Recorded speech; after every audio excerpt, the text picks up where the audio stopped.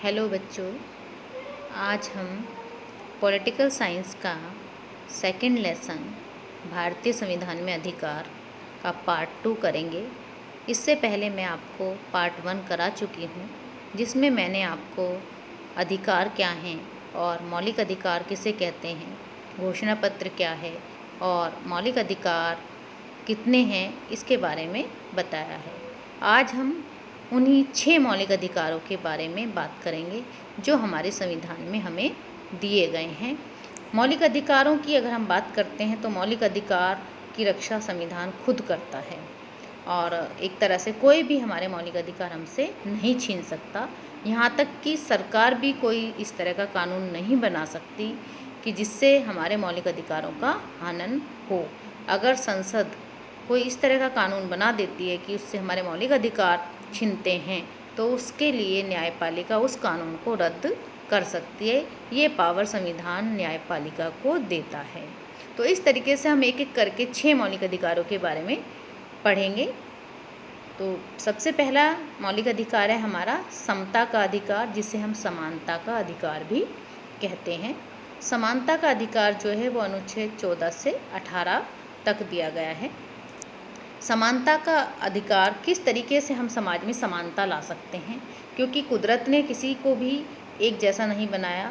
समानता किसी के अंदर भी अगर हम फिजिकली देखें तो फिजिकली यानी शारीरिक रूप से भी कोई एक जैसा नहीं है और मानसिक रूप से भी सबका दिमाग अलग अलग है। कोई किसी क्षेत्र में एक्सपर्ट है तो कोई किसी क्षेत्र में। तो कुदरत ने भी व्यक्तियों को एक जैसा नहीं बनाया, तो फिर हम किस तरीके से लोगों में समानता ला सकते हैं। तो वो समानता हम किस तरीके से ला सकते हैं, कानूनी रूप से लोगों को अधिकार देकर, एक बिना किसी भेदभाव के, जिसमें जितनी क्षमता उसके अकॉर्डिंग उनको काम देकर, इस तरीके से हम समाज में समानता ला सकते हैं कानून बनाकर। तो सबसे पहले हम चर्चा करेंगे समानता का अधिकार क्या है और किस तरीके से हमारे संविधान में समानता लाने की कोशिश की है, ताकि समाज जो है एक तरह से भेदभाव मुक्त रहे, कि समाज में कोई भी इस तरह का भेदभाव ना हो। तो अनुच्छेद 14 में जो है समानता दी गई है वो है कानून के समक्ष समानता। इसका मतलब ये है कि कानून की नज़र में सभी व्यक्ति समान हैं, यानी कि जो हमारा कानून है, जो हमारा संविधान है, जो बना है, वो सभी के लिए है, वो किसी एक व्यक्ति के लिए नहीं है। अगर कोई भी कानून का उल्लंघन करता है, चाहे वो कोई भी है, चाहे कितना ही अमीर है, चाहे वो किसी मिनिस्टर का बेटा है, चाहे कोई भी है, वो उसके लिए कानून उसको भी सज़ा देगा। ऐसा नहीं है कि गरीब को ही सज़ा देगा, नहीं। अगर किसी ने जुर्म किया है तो उसकी सज़ा गरीब को भी उतनी ही मिलेगी और अमीर को भी। कानून किसी के साथ कोई भेदभाव नहीं करेगा। तो इस तरह से कानून की नज़र में सभी लोग बराबर हैं। कानून किसी के साथ कोई भेदभाव नहीं करेगा। तो ये है अनुच्छेद 14 में। अनुच्छेद 15 में दिया है कि सरकार धर्म, जाति, लिंग या जन्म या स्थान के आधार पर भेदभाव मुक्त समाज की स्थापना करेगी। यानी कि सरकार कोई भी कार्य करेगी उसमें किसी धर्म, जाति, लिंग या जन्म स्थान के आधार पर कोई भेदभाव नहीं होगा। सबके लिए एक जैसे कानून होंगे। कोई ऐसा नहीं है कि भाई इस पर्टिकुलर वर्ग के लिए को सुविधाएं दी जाएंगी और एक वर्ग को नहीं दी जाएगी, इस तरह का नहीं है। सबके लिए एक जैसे कानून होंगे, एक जैसा समाज होगा और एक जैसी नीतियाँ बनेंगी। बल्कि जो वर्ग ऐसा है जो किसी कारण पिछड़ा हुआ है, बल्कि उनको सुविधाएं दी जाएंगी ताकि वो भी आगे आ सकें। तो इस तरह से अनुच्छेद 16 में दिया गया है कि सार्वजनिक नियुक्तियों में अवसर की समानता। तो जितनी भी अपॉइंटमेंट होंगी, जो भी सरकारी नौकरियां होंगी, उनमें सभी लोगों को समान अवसर दिए जाएंगे। किसी के साथ कोई भेदभाव नहीं होगा।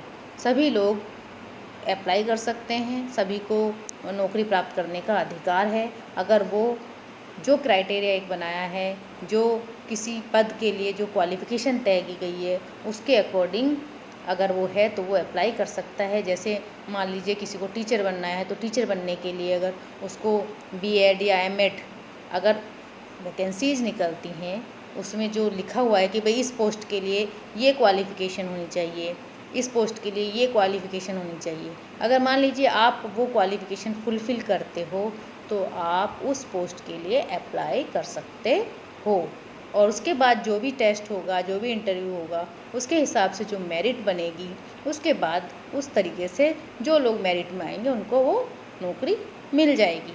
क्योंकि नौकरियां कम होती हैं, लोग ज़्यादा होते हैं, लेकिन सभी को समान अवसर दिए जाएंगे, ये हमारा अनुच्छेद 16 कहता है। अब अनुच्छेद 17। अनुच्छेद 17 में दिया गया है कि समाज से छुआछूत की समाप्ति।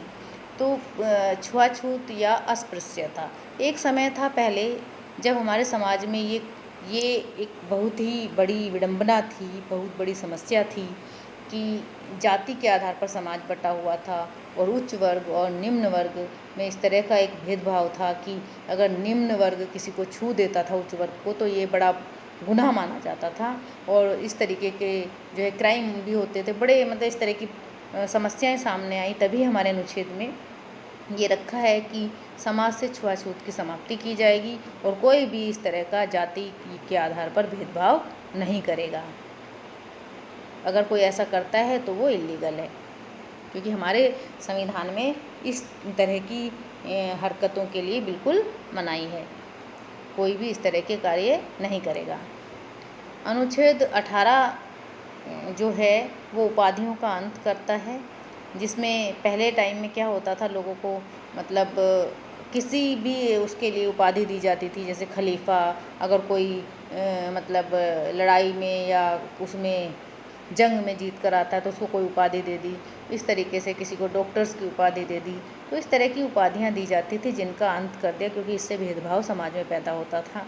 अब केवल सैनिक एवं शैक्षिक क्षेत्रों में ही जो है वो सम्मान दिए जाते हैं, जैसे परमवीर चक्र, और जैसे शैक्षिक क्षेत्र में ज्ञानपीठ पुरस्कार आदि। तो इस तरीके से हमारे जो है समाज में एक तरह समानता लाने की जो है प्रयास है, ताकि ये मौलिक अधिकार दिया गया है, और इस तरह से समानता के मौलिक अधिकार अनुच्छेद 14 से 18 में ये समानताएं दी गई हैं, ताकि हमारा जो देश है, हमारे देश में रहने वाले जो लोग हैं वो मिलजुल कर रहें और समाज में कोई भी भेदभाव ना हो, और सभी भाईचारे की भावना के साथ आगे बढ़ें और तरक्की करें। इस तरीके से दूसरा हमारा जो मौलिक अधिकार है वो है स्वतंत्रता का अधिकार। स्वतंत्रता का अधिकार अपने आप में ही एक इस तरह का अधिकार है कि इस अधिकार को लोग 6 अधिकारों का समूह भी कहते हैं, और ये हमारे अनुच्छेद 19 से 22 में दिया गया है। ये आप जो 2 पिजन देख रहे हैं बने हुए, इसमें अनुच्छेद 19 और अनुच्छेद 20, इसमें स्वतंत्रताएं दी गई हैं एक तरह से। तो अनुच्छेद 19 में 6 स्वतंत्रताएं हैं, एक एक करके आप देखिएगा। भाषण एवं अभिव्यक्ति। भाषण एवं अभिव्यक्ति का मतलब है कि आप अपनी बात कह सकते हैं, आपको पूरी स्वतंत्रता है, आप अपने विचार प्रकट कर सकते हैं, चाहे वो लिख कर करें, चाहे मीडिया पर करें, किसी भी तरीके से, लेकिन आप जो भी बात कहें सोच समझ कर कहें, क्योंकि किसी को आप अपशब्द कहने की आपको स्वतंत्रता नहीं है, लेकिन आपको अपनी बात रखने की, अपने विचार प्रकट करने की पूरी स्वतंत्रता है। ऐसे ही दूसरा है संघ बनाने की। तो लोग संघ बनाते हैं अलग अलग, जैसे मजदूर संघ है, ऑटो यूनियन भी है, और इस तरीके से टीचर यूनियन भी है, ऐसे स्टूडेंट्स यूनियन भी है। तो ये सभी अपना संघ बनाने की सभी को स्वतंत्रता है, और संघ के लोग इकट्ठे होते हैं, अगर संघ की कोई डिमांड्स होती है गवर्नमेंट से तो वो उसमें डिस्कस करते हैं और अपनी बात सरकार के सामने रखते हैं, क्योंकि कहते हैं कि समूह में जो ताकत होती है वो एक अकेले व्यक्ति के अंदर नहीं होती। तो इसलिए लोग अपनी बातें रखने के लिए एक संघ बनाते हैं, और संघ बनाने की स्वतंत्रता है, इसीलिए लोग संघ बनाते हैं। और सभा करने की, आप शांतिपूर्ण तरीके से सभा कर सकते हो, रैली निकाल सकते हो अपनी बात रखने के लिए, एक तरह डिमांड रखने के लिए। अगर कोई भी जैसे जन आंदोलन करते हैं सरकार के खिलाफ, लोकतंत्र में तो होते रहते हैं आए दिन आंदोलन भी, तो धरना देते हैं। तो इस तरीके से आप अपनी बात सरकार तक पहुंचाने के तरीके हैं। आप सभा कर सकते हो, आंदोलन कर सकते हो, धरना दे सकते हो, लेकिन शांतिपूर्ण तरीके से। भारत में कहीं भी घूमने फिरने की आपको आज़ादी है, कहीं भी आप घूम फिर सकते हो। भारत के किसी भी भाग में बसने की स्वतंत्रता है, कहीं भी रह सकते हो, और कोई भी व्यवसाय करने की स्वतंत्रता है। व्यवसाय का मतलब जो कानूनी रूप से कार्य हैं वो करने की आपको स्वतंत्रता है। ये नहीं है कि भाई इलीगल काम करें, या जो ड्रग्स वगैरह बेचते हैं इलीगल काम है, उसमें तो सज़ा हो सकती है, क्या होगी ही, उसका तो कोई वही नहीं, अगर पकड़े गए तो इलीगल काम करने की स्वतंत्रता नहीं है। हाँ, वैसे आप अपना कोई भी काम कर सकते हो जो लीगली ठीक है। उसके बाद है अनुच्छेद 20। अनुच्छेद 20 में अपराध में अभियुक्त या दंडित व्यक्ति को संरक्षण प्रदान करना। अगर कोई व्यक्ति अपराधी है या उसको दंड दिया गया है या उसको गिरफ्तार किया गया है, तो एक तरह से उसको भी संरक्षण दिया गया है कि वो भी अपना वकील कर सकता है, वो भी अपने आप को मतलब बेगुनाह साबित करने के लिए वकील कर सकता है। एक तरह से उसको भी संरक्षण दिया है। अगर कोई व्यक्ति अपराधी है या उसको पकड़ा गया है, गिरफ्तार किया गया है, तो उसको भी अपना संरक्षण प्रदान किया गया है। जैसे आपने देखा होगा अभी निर्भया केस में कि जबकि वो पूरा सबूत थे, सब कुछ होते हुए भी कितना लंबा ये केस चला, क्योंकि उनको ये हमारा संविधान देता है कि अपराध को भी, अपने आप को जो अपराध किया है उसको पकड़ा है, कहीं ऐसा ना हो जाए किसी निर्दोष व्यक्ति को सज़ा हो जाए, तो उसके संरक्षण के लिए कभी कभी ऐसा भी हो जाता है कि भाई कोई व्यक्ति निर्दोष होता है और गलती से पकड़ा जाता है या सबूत उसके अगेंस्ट हो जाते हैं, कुछ भी इस तरह की कंडीशंस बन जाती हैं और बाद में फिर पछताए कि भाई उसको सज़ा हो गई। तो इसलिए अगर किसी को अपराधी को पकड़ा है या कुछ इस तरह से गिरफ्तार किया है, तो उसको अपने बचाव में पूरी सुविधा दी गई है कि वो अपना बचाव कर सकता है। ये जो है अधिकार हमें स्वतंत्रता के अधिकार में दिया है, और ये अनुच्छेद 20 में दिया है कि अपराध में अभियुक्त या दंडित व्यक्ति को संरक्षण प्रदान करना।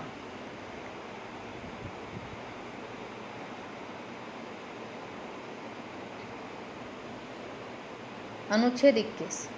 अनुच्छेद 21 में जो है कानूनी प्रक्रिया के अंतर्गत किसी भी व्यक्ति को जीने की स्वतंत्रता से वंचित नहीं किया जा सकता। अनुच्छेद 21 जो है जीवन जीने की स्वतंत्रता देता है।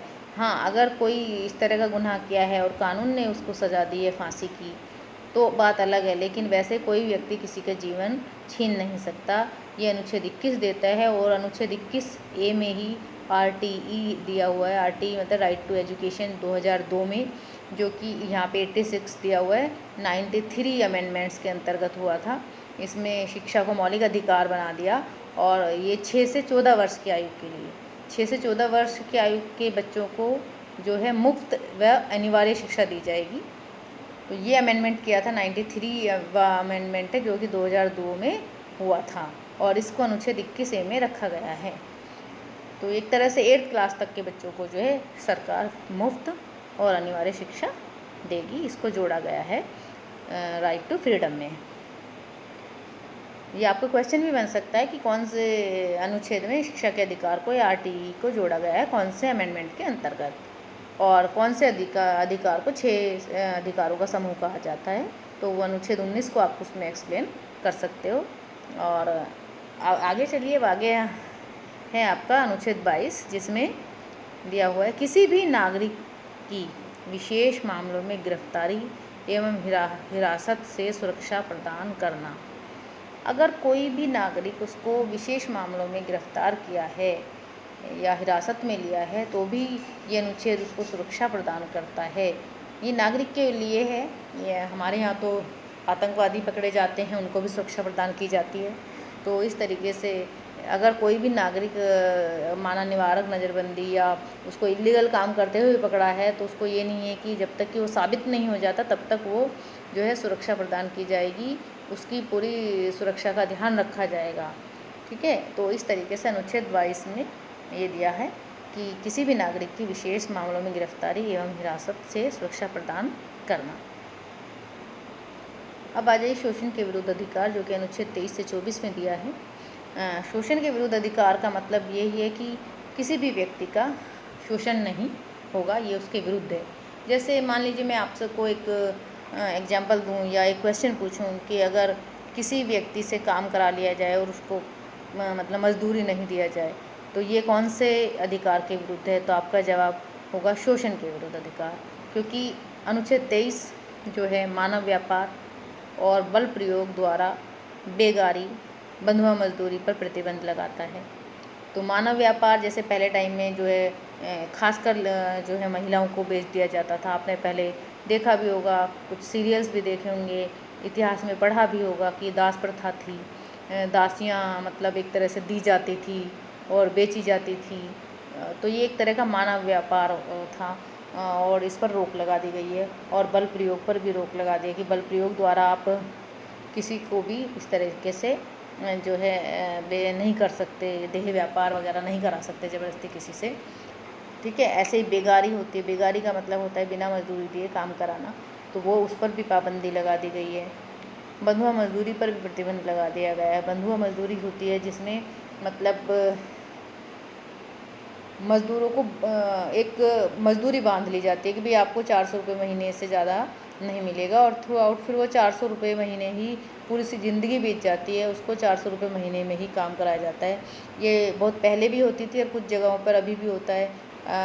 ये ऐसे एग्जाम्पल अभी भी मिल जाते हैं कहीं कहीं पर कि वो पहले से उसी में, पहले लोगों की खासकर। अब तो आजकल के लोग तो बहुत अवेयर हो गए हैं, वो हर साल अपनी सैलरी बढ़ाने की बात करते हैं, लेकिन पहले लोग ऐसे होते थे कि जो उनकी जब नौकरी लगी तो उस समय सैलरी फिक्स की थी, उस समय से लेकर उनके मरते दम तक वही मजदूरी चली आ रही थी, मतलब एक तरह से बंधुआ मजदूरी। तो ऐसा नहीं है, अब इस पर जो है बंधुआ मजदूरी पर भी प्रतिबंध लगा दिया है कि भाई टाइम टू टाइम जो है उनकी सैलरी बढ़ेगी, और आप किसी को बांध कर भी नहीं रख सकते, ज़बरदस्ती किसी को बंधुआ मजदूर बनाकर नहीं रख सकते। अगर वो मजदूरी करना चाहता है तो ठीक है, नहीं तो नहीं। आपने एक सीरियल भी देखा होगा, क्या आता था, उसमें एक लड़की थी, उसके मतलब परिवार वाले सभी उनके यहाँ काम करते थे, लेकिन वो लड़की उड़ान, शायद उड़ान सीरियल था, आपने देखा होगा, तो उसमें वो इसी के ऊपर आधारित था।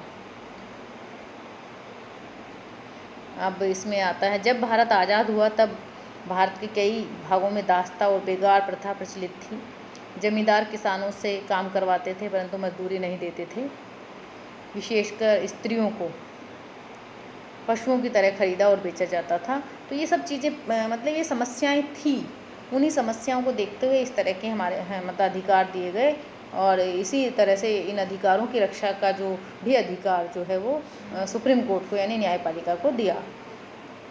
अनुच्छेद 24 में दिया है, खदानों और कारखानों और ख़तरनाक कामों में बच्चों को लगाने की मनाही है कि बच्चों से कोई भी इस तरह का काम ना कराया जाए कि जो उनके लिए खतरनाक हो। खासकर 14 वर्ष से कम आयु के बच्चों के लिए किसी भी जोखिम वाले काम पर नहीं लगाया जाएगा, जैसे खदानों में, कारखानों में इत्यादि। तो ये अनुच्छेद 24 देता है कि कोई भी इस तरह का खतरनाक काम बच्चों से नहीं कराया जाएगा, ये कार्य जो है इलीगल है।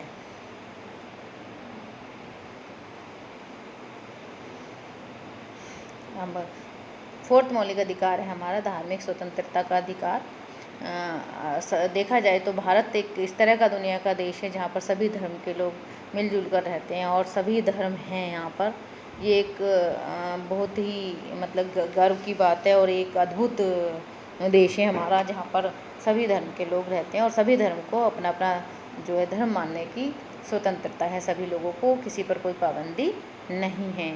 तो ये हमारा जो है अनुच्छेद जो है 25 से 28 में हमारा धार्मिक स्वतंत्रता का अधिकार दिया गया है। अनुच्छेद 25 में है कि अपने अपने धर्म को मानने और उसका पालन करने एवं प्रचार प्रसार करने का अधिकार। तो अनुच्छेद 25 देता है कि सभी लोग अपना धर्म मान सकते हैं, उसका पालन कर सकते हैं, उसका प्रचार कर सकते हैं और उसका प्रसार कर सकते हैं। हाँ, बात यह है कि दूसरे धर्म की निंदा ना करें। उसके बाद अनुच्छेद 26 देता है संगठित इकाई के रूप में धार्मिक तथा परोपकारी कार्य करने वाले संस्थानों को स्थापित करने का अधिकार है। मतलब जो इस संस्थान इस तरह के कार्य करते हैं, संगठित होकर धार्मिक रूप से परोपकारी कार्य करते हैं, वो भी अधिकार है। आप जैसे लोग लंगर लगाते हैं या ये कांवड़ लेने जाते हैं तो वहाँ पर भी टेंट लगा लोगों को खाना खिलाते हैं, तो इस तरीके के अगर कार्य करें तो उसको भी स्वतंत्रता है, वो भी अधिकार है। ये अधिकार हमारा अनुच्छेद 26 देता है। उसके बाद आपका आता है अनुच्छेद 27, धर्म प्रचार एवं धार्मिक संप्रदाय की देखरेख के लिए कर देने के लिए मजबूर नहीं किया जाएगा। तो अगर कोई धार्मिक कार्य करते हैं और इस तरीके से मतलब जैसे मंदिर बनवाते हैं या इस तरह से लोग धर्म से संबंधित कार्य करते हैं, तो उसके लिए जो है टैक्स देने के लिए मजबूर नहीं किया जाएगा। तो वो टैक्स फ्री हो जाता है, उस पर टैक्स नहीं लगेगा। उसमें जो भी पैसा है, जो भी खर्चा है, वो एक तरह का धार्मिक कार्य है, धार्मिक अनुष्ठान है, तो उससे संबंधित जो है टैक्स फ्री हो जाएगा। उस पर टैक्स देने के लिए मजबूर नहीं किया जाएगा सरकार को। अनुच्छेद 28, किसी भी सरकारी शिक्षण संस्थान में कोई भी धार्मिक शिक्षा नहीं दी जाएगी। तो जितनी भी सरकारी शिक्षण संस्थाएं हैं उनमें धर्म से संबंधित कोई शिक्षा नहीं दी जाएगी। आप सरकारी स्कूलों में देख लीजिए, सरकारी जितनी भी संस्थाएं उसमें किसी भी पर्टिकुलर धर्म के बारे में नहीं बताया जाएगा, क्योंकि सरकार की नज़र में या राज्य की नज़र में सभी धर्म इक्वल हैं, बराबर हैं, और सभी धर्मों का जो है सम्मान किया जाएगा, किसी एक धर्म को महत्व नहीं दिया जाएगा। तो इस तरीके से आप किसी भी सरकारी स्कूल में देख लेना, कहीं पर भी या जितने भी सरकारी संस्थान हैं वहाँ किसी एक धर्म के बारे में या किसी भी धर्म के बारे में कोई शिक्षा नहीं दी जाती है।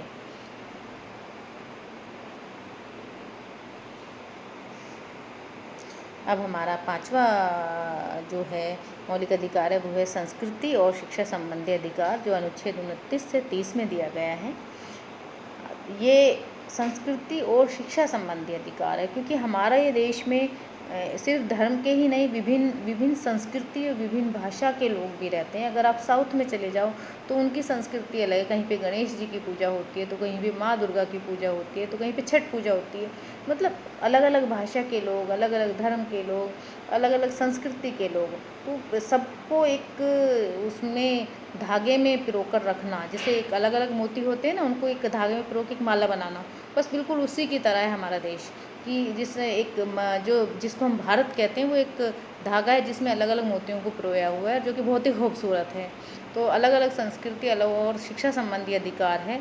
सभी को अपनी संस्कृति को बचाए रखना, सभी को अपनी संस्कृति को संजो के रखना, एक तरह से ये अधिकार है, और उसमें अपनी वो शिक्षा भी प्राप्त कर सकते हैं अपनी संस्कृति से संबंधित, यानी कि जो है उन सभी की संस्कृति मतलब जिंदा रहे। एक तरह से एक हमारी भारत की संस्कृति कोई एक नहीं है, बल्कि कहीं पे अगर आप देखा जाए तो हमारा जो राष्ट्रीय भोजन है वो है खिचड़ी। उसका खिचड़ी राष्ट्रीय भोजन का मतलब ही ये है, क्योंकि इस पूरे नॉर्थ से साउथ से ईस्ट वेस्ट सब से जिस राज्य से जो चीज़ वहाँ मतलब वहाँ की फेमस है, वहाँ की प्रसिद्ध है, वो उसमें मिला के खिचड़ी बना दी। तो ऐसे ही मतलब हमारी पूरी संस्कृति एक अद्भुत है। तो सभी को अपनी संस्कृति को मानने का, बचा के रखने का ये अधिकार है। अल्पसंख्यक जो हैं, एक तरह से खासकर अल्पसंख्यक भाषा के आधार पर भी हैं और धर्म के आधार पर भी है, तो उनको अपनी संस्कृति को बचा के रखने का, उसमें शिक्षा प्राप्त करने का पूरा अधिकार है। ये हमारा अनुच्छेद 29 और 30 देता है इस बात की गारंटी।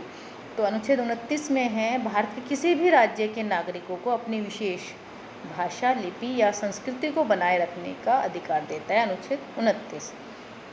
आपको एक बात मैं बता दूं कि जो हमारा सबसे पहला राज्य बना था आंध्र प्रदेश, वो भाषा के आधार पर ही बना था। वहाँ पर तेलुगु भाषा बोली जाती है। तो क्योंकि और आज भी जो हमारी नई शिक्षा नीति बनी है उसमें भी ये बात रखी गई है प्राइमरी तक कि जो हैं लोग बच्चे जो हैं वो अपनी मातृभाषा और स्थानीय भाषा और राष्ट्रभाषा तीनों में से मतलब कोई भी पढ़ सकते हैं। ऐसा नहीं है कि भाई मेरा एक ही भाषा पढ़ेंगे। तो इस तरीके से सबको ये अधिकार अनुच्छेद 29 देता है कि भारत के किसी भी राज्य के नागरिकों को अपनी विशेष भाषा, लिपि या संस्कृति को बनाए रखने का अधिकार है। आपको पता है कि जो हिंदी की लिपि है वो देवनागरी है, ऐसे ही जो पंजाबी की लिपि अलग है। तो मतलब जो भी है सबको अपनी अपनी जो है भाषा और संस्कृति को बनाए रखने का अधिकार है, अपने तरीके से पूजा पाठ करने का अधिकार है, और सभी मतलब कोई किसी के साथ कोई इस तरह का भेदभाव नहीं होगा। और अनुच्छेद 30 ये भी देता है कि इसके अंतर्गत भाषा तथा धार्मिक अल्पसंख्यकों को शिक्षा संस्थाओं की स्थापना तथा उनके प्रशासन को चलाने का अधिकार प्रदान करता है। तो अल्पसंख्यक जो धार्मिक अल्पसंख्यक हैं वो या इस तरह से समूह हैं या समुदाय हैं, वो अपनी भाषा से संबंधित, अपनी संस्कृति से संबंधित जो है शिक्षण संस्थाएं भी खोल सकते हैं और उसमें अपने भाषा को बढ़ा भी सकते हैं, अपने धर्म के बारे में शिक्षा भी दे सकते हैं। तो ये भी उनको अधिकार दिया हुआ है। अनुच्छेद 30 में ये बात रखी गई है। आप जैसे कुछ स्कूल्स आप अपने यहाँ पे देखोगे, जैसे खालसा है तो वहाँ पर पंजाबी भाषा पढ़ाई जाती है, और भी बहुत सारे स्कूल्स हैं। आप माइनॉरिटीज़ में अगर आप क्रिश्चियन स्कूल्स देखोगे तो वहाँ पर बाइबल भी के बारे में पढ़ाया जाता है। हालांकि उसको मार्क्स में नहीं जोड़ते, लेकिन फिर भी वो क्लियर करना एक एग्ज़ाम होता है, क्लियर करना ज़रूरी होता है। तो वो अपने धर्म से संबंधित, अपनी भाषा से संबंधित शिक्षण संस्थाएं भी खोल सकते हैं। ये जो है हमारे 5वें अधिकार संस्कृति और शिक्षा संबंधी उसमें दिया है अनुच्छेद 29 से 30 तक। अब सबसे इम्पोर्टेंट और सबसे महत्वपूर्ण अधिकार जो है वो है हमारा संवैधानिक उपचारों का अधिकार। सही बात कहें तो डॉक्टर बाबा भीमराव अम्बेडकर जी ने कहा था कि अनुच्छेद 32 जो है वो सबसे महत्वपूर्ण है। संवैधानिक उपचारों का अधिकार जो सबसे महत्वपूर्ण है, क्योंकि अगर ये अधिकार नहीं है तो बाकी अधिकारों का कोई महत्व नहीं है, क्योंकि यही अधिकार हमें मौलिक अधिकारों की रक्षा की गारंटी देता है। एक तरह से इस अधिकार के अंतर्गत ही हम न्यायालय में जा सकते हैं, यही हमें गारंटी देता है। इसमें आपका अनुच्छेद 32 और एक है अनुच्छेद 226, ये दोनों अलग अलग हैं। इसमें जो है हमें 5 रिट यानी 5 आदेश दिए हैं, और 5 आदेश जो है ये कौन देता है? 5 आदेश ये न्यायालय देता है। किसको देता है? जो भी मतलब नागरिक हैं या सरकार है, संसद है, किसी को भी वो ये दे सकता है, आदेश दे सकता है।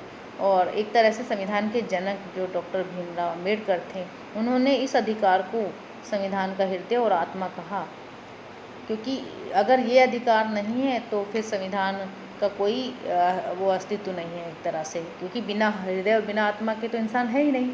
तो इस तरह से इस अधिकार को इतना महत्वपूर्ण बताया है, और ये अधिकार वास्तव में बहुत महत्वपूर्ण है, क्योंकि इस अधिकार के बिना हमारे बाकी मौलिक अधिकार जो हैं उनका कोई अस्तित्व नहीं रहता।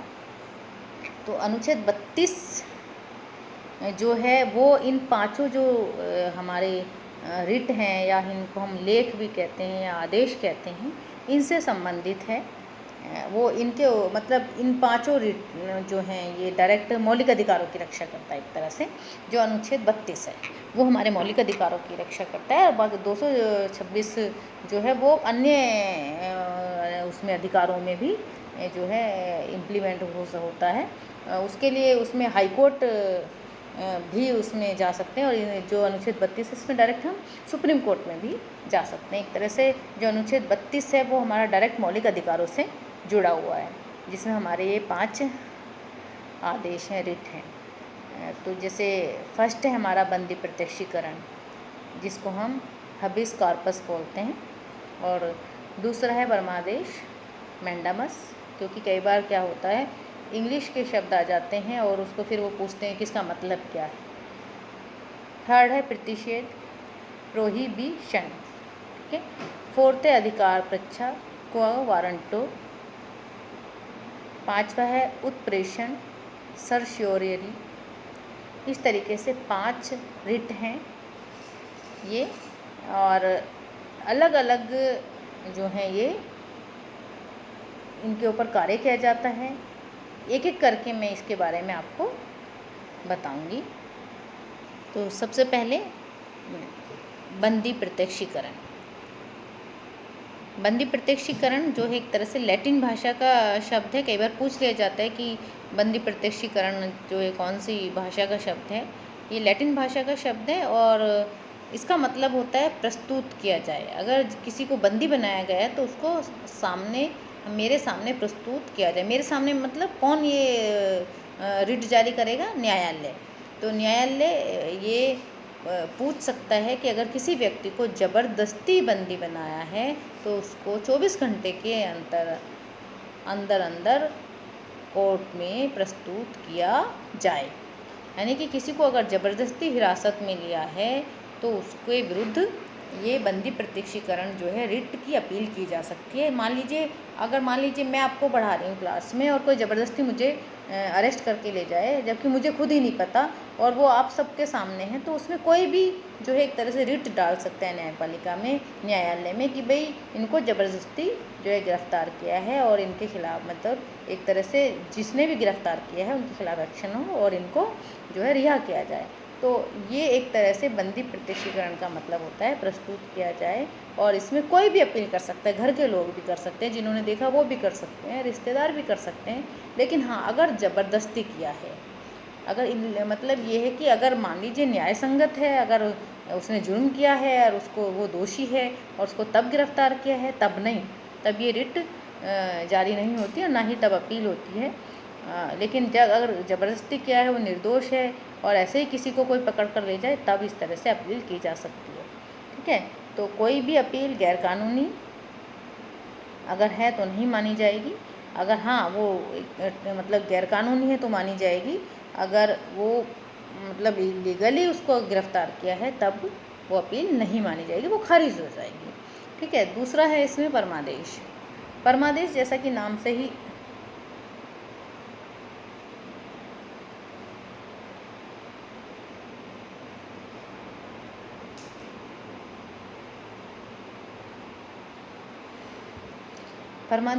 नाम से ही पता चल रहा है कि हम आदेश देते हैं।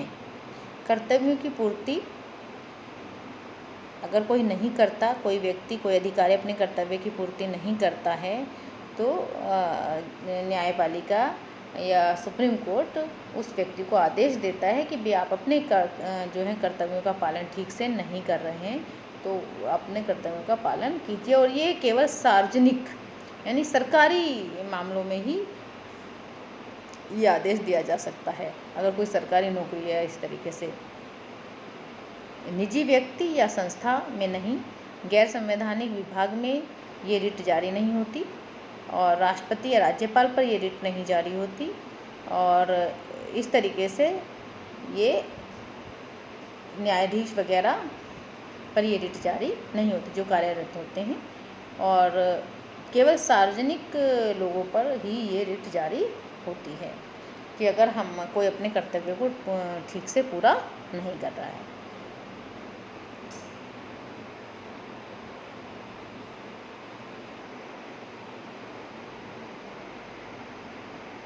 प्रतिषेध। प्रतिषेध का मतलब होता है रोकना, मना करना। तो इसमें क्या होता है, अगर ये जो है प्रतिषेध जो है, जैसे सुप्रीम कोर्ट जो है हाई कोर्ट को किसी कार्य को करने से रोकता है या मना करता है, तो ये मतलब उसके मान लीजिए कोई कार्य उसके अधिकार क्षेत्र में नहीं आ रहा और फिर भी उसने उसको एक्सेप्ट कर लिया, वो उस पर अपना डिसीजन देने वाला है, तो उसको डिसीजन देने से पहले ही रोक देना कि भाई ये आपके अधिकार क्षेत्र में नहीं आ रहा, आप ये कार्य मत करिए। तो ये जो है निचली अदालत को, जो उच्च अदालत है, वो एक तरह से उस कार्य को करने से रोकना। जैसे सुप्रीम कोर्ट हाई कोर्ट को करेगा, तो हाई कोर्ट जो है अपने से नीचे की अदालतों को कोई भी कार्य करने से रोक सकता है अगर वो कार्य उसके अधिकार क्षेत्र में नहीं है तब। तो ये एक तरह से उन अधिकारियों के विरुद्ध होता है जो मतलब अपने अधिकार क्षेत्र से बाहर कार्य करते हैं। किसी निजी संस्था पे या निजी व्यक्ति के विरुद्ध ये रिट जारी नहीं होती। फिर आता है अधिकार परीक्षा। अगर कोई किसी पद पर बैठा है और वो इलीगल तरीके से बैठा है, तो न्यायालय उससे पूछ सकता है कि आप इस पद पर किस अधिकार से बैठे हो। लेकिन ये सारी चीज़ें न्यायालय अपने आप कूद कर नहीं आएगा इसमें कोई भी व्यक्ति उसके लिए अपील करेगा, उससे जुड़ा हुआ व्यक्ति न्यायालय में अपील करेगा, चाहे वो सुप्रीम कोर्ट में अपील करे चाहे हाई कोर्ट में। मैंने आपको बोला है जो अनुच्छेद 226 है वो हाई कोर्ट से जुड़ा हुआ, उसमें हाई कोर्ट में जा सकते हैं, लेकिन मौलिक अधिकारों के मामले में हम डायरेक्ट सुप्रीम कोर्ट में जा सकते हैं, जो कि अनुच्छेद 32 हमें ये अधिकार देता है कि आप अपने अगर कोई हमारे मौलिक अधिकारों का हनन हो रहा है तो हम डायरेक्ट उसके लिए सुप्रीम कोर्ट में जा सकते हैं। तो अधिकार परीक्षा का मतलब है कि अगर मान लीजिए कोई किसी सरकारी पद पर बैठा हुआ है और वो सरकारी नौकरी उसकी नहीं है, उसका राइट नहीं बनता उस पर किसी दूसरे बंदे का राइट है, और जिस बंदे का उस पर राइट है वो न्यायालय में अपील कर सकता है क्योंकि उसके मौलिक अधिकार का हनन हो रहा है उसमें। तो फिर न्यायालय उससे पूछेगा कि भाई आप किस हक से बैठे हो, ये तो आपका है ही नहीं। अगर हक से बैठे हो, अगर वो कहेगा हाँ मेरा राइट है, तो डॉक्यूमेंट्स दिखाएगा। मैं आपको एक छोटा सा एग्जांपल देती हूँ। मान लीजिए कोई वैकेंसी निकली है, वो वैकेंसी रिजर्व है और उस पर किसी जनरल कैटेगरी ने कुछ भी फ्रॉड कर किस तरीके से उसको पर नौकरी ले ली और ये बात किसी को पता चल गई, तो उसके खिलाफ़ एक्शन हो जाएगा और उससे पूछा जाएगा कि भाई आप किस अधिकार से बैठे हो। अगर आप इस के लिए जो भी कंडीशंस हैं फुलफ़िल करते हो तो डॉक्यूमेंट्स दिखाइए। अगर डॉक्यूमेंट्स नहीं दिखा पाता तो वो कल्प्रिट है, मुलजिम है। तो इस तरीके से उससे के खिलाफ़ कार्रवाई हो सकती है या होगी जब कोई इस तरह का कार्य करेगा। तो फिर अगर इसमें फिर 5वीं रिट है हमारी उत्प्रेषण। उत्प्रेषण और प्रतिषेध में थोड़ा सा अंतर है, दोनों ही सिर्फ सरकारी ही लोगों पर लागू होती हैं, सरकारी संस्थानों पर ही लागू होती हैं। ये रिट उन्हीं के लिए जारी की जाती है, बाकी निजी उनके लिए नहीं की जाती। निजी संस्थाओं या निजी व्यक्ति के लिए या इस तरीके से ये खासकर सार्वजनिक संस्थाओं पर ही लागू होती हैं। तो प्रतिषेध का मतलब होता है किसी कार्य को करने से रोकना, यानी कि कार्य हुआ ही नहीं है उसको पहले ही रोक दो। लेकिन उत्प्रेषण का मतलब होता है अगर मान लीजिए कोई कार्य हो गया है, कोई निर्णय लिया जा चुका है, उसके बाद उस निर्णय को दोबारा से सुनना, और उस निर्णय को हो सकता है वो निर्णय बदल भी जाए, हो सकता है वो वही रहे। जैसे मान लीजिए कोई हाई कोर्ट में कोई केस चल रहा है और हाई कोर्ट में कोई केस चल रहा है, या मानो हमने कोई केस किया है, 2 पक्ष हैं और एक पक्ष हार जाता है, वो फिर अपील करता है सुप्रीम कोर्ट में। तो सुप्रीम कोर्ट उस निर्णय के से संबंधित जो डॉक्यूमेंट्स हैं, जो पेपर्स हैं, वो मंगाएगा और उस पर विचार विमर्श करेगा। तो ये उत्प्रेषण में आता है कि भाई सुप्रीम कोर्ट उससे कहेगा कि ये जो डिसीजन लिया गया है इसमें हमें डाउट लग रहा है और हम एक बार ये इसको देखना चाहते हैं, इसको मतलब इससे संबंधित जो भी पेपर्स हैं उन पर विचार विमर्श करना चाहते हैं।